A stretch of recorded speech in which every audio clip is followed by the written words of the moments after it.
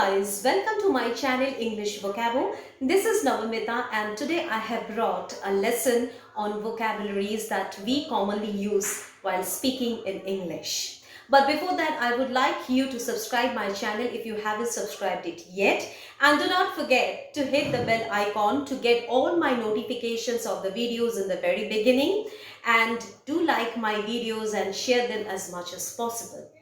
Anyway, today would be talking about the vocabularies that we commonly use while speaking in English. Just like my last few lessons where I have used idioms and phrases for you to build up the sentences. And now today I would be disclosing some of the very common words that we must know while framing our English. So let's get started without further delay. The first one is Zenith. Now, what's the meaning of Zenith? Zenith means the highest point, like the peak of a mountain, the zenith. Okay. Now, you can use this word not only for some structural things like mountain and everything. You can also say that from the zenith of civilization itself, there had been a lot of transformation brought in the society. It means from the very peak, from the highest point of civilization, many transformation, many changes have been brought to the society for the betterment of the society. Or we can say, another example I can take, that I was studying day and night, and my study hours reached the zenith of my limit. It means that you had been studying for hours and hours, and the amount of study that you have done for this term has not been like any other term. So it has reached the zenith of your limit. Next is yearn. Yearn means to long deeply for something. Means like you're missing your dad or you're missing your kids. If you're like away from them, you can say that I yearn for my dad. I haven't met him for years. Now I really want to get back home and pounce on my dad or give him a lot of love. So yearning means to deep. It's a kind of deep longing. It could be for anyone close to you. Next is xenophobia. Now, what is this word? Please get this word fit in your mind. Xenophobia, it's a fear of people who are strangers for you or foreigners for you. Like there are like many people, when you're walking in the street, you will not understand, but there are like many people who are afraid of confronting or talking with a stranger or meeting with foreigners, because there is a fear of getting cheated or something, some kind of fear.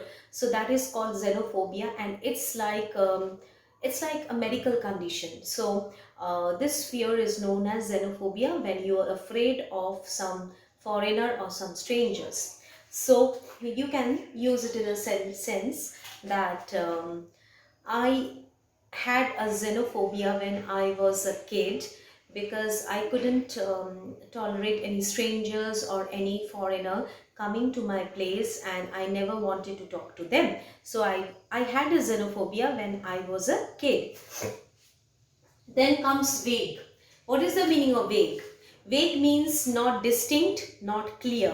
It is not transparent, something very hazy.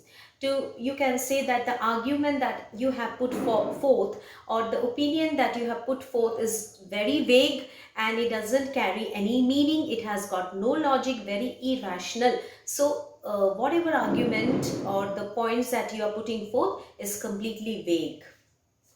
Then comes uncanny. Uncanny means weirdness. Okay. Now you will see that sometimes there are some people who would be normal, but suddenly they will behave as very weird. They might have some emotions building up into their system, but they haven't shown that emotion before, and suddenly there is an outburst of that emotion which goes very weird with other people.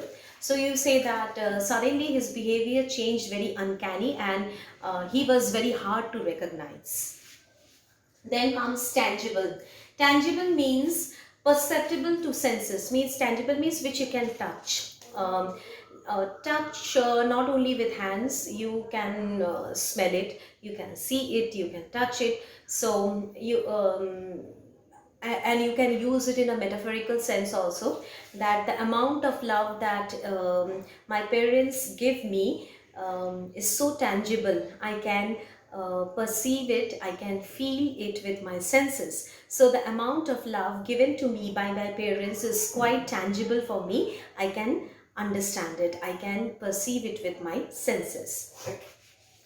Then goes serene. Serene means a person who is not at all agitated, very calm, very composed, and you might see those who are monks, those who are into meditation, their whole personality turns out to be very serene, and whatever situation arises in their life, they remain very calm and composed, so they are called serene. So you tell that I have seen a monk in my life who was so serene that anything in life couldn't turn him to be an agitated person. So he was so serene. I saw a person who was very serene, or you yourself can say that I always love to remain serene in whatever circumstances. I always love to be serene.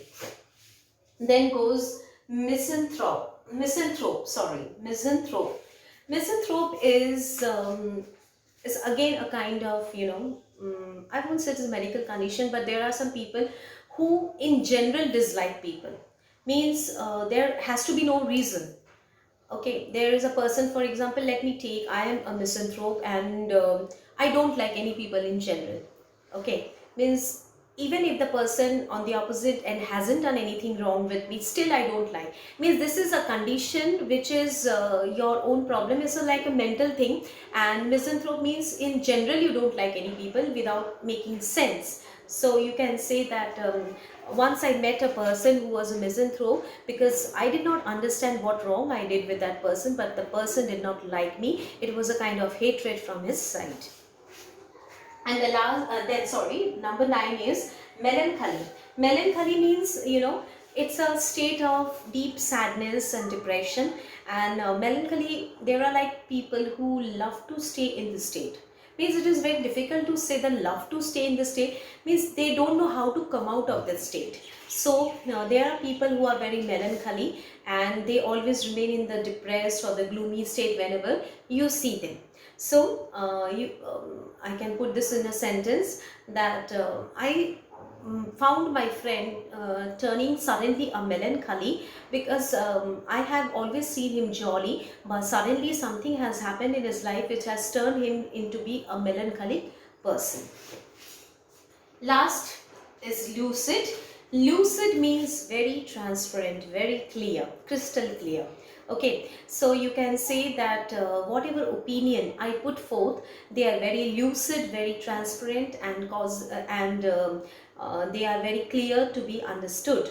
So this is the way we use lucid. Anyway, so guys, we have done with 10 vocabularies today, and I hope that these vocabularies will be very helpful to you. They are not very difficult, they are very common. You have heard them in one point of your life. Surely those who are into English speaking or learning English, they are sure to hear all these vocabularies. They are not new, but I am trying to revise these vocabularies with you all guys, so that while talking we don't always remember these vocabularies, these words. But if you go through my videos on a regular basis and keep on practicing religiously, then I can assure you that within 7 days you will really grow to be a good speaker. I won't say that you would be like a brilliant one in 7 days, but whatever your stage is right now, you will improve a lot within 7 days. But the key is practice, because without practice a man's life cannot be perfect, even a woman's life cannot be perfect.